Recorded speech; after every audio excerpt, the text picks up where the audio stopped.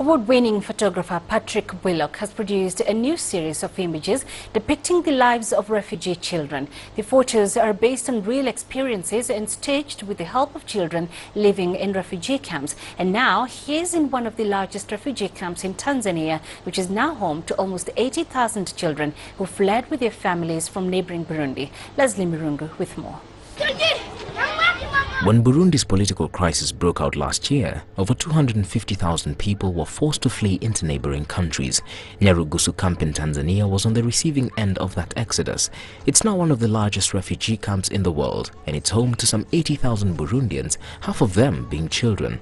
Many of these children have been left vulnerable to abuse, violence, exploitation, and separated from their families.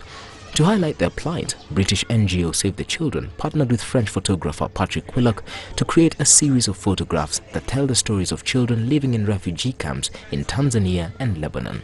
It's been 5 days that we are here. We are now at Nyarugusu refugee camp working with the Burundian community. The art project is exactly the same as in Lebanon. We're basically working with children, listening to their stories, listening to their fears, to their hopes for the future, and turning this into reality and having them act their own story into the sets that we're building. Willock's images aim to show the hopes, fears and everyday challenges faced by Burundians seeking refuge in Tanzania. Rather than photographing his subjects in refugee camps, he got the child refugees to act out their life stories.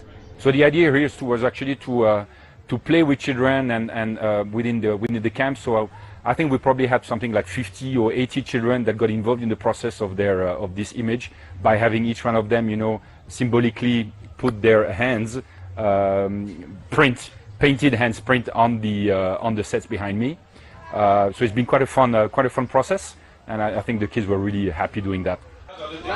With family structures broken and school interrupted, the need to provide care and protection for these children has now become urgent. My wish for the future is to have a place where I can live peacefully, a place where I can feel established, where I can feel that I'm at home without all these other problems we are living with now. The project is also part of a Save the Children campaign at the first ever World Humanitarian Summit currently underway in Istanbul, Turkey. Leslie Mirungu, CCTV.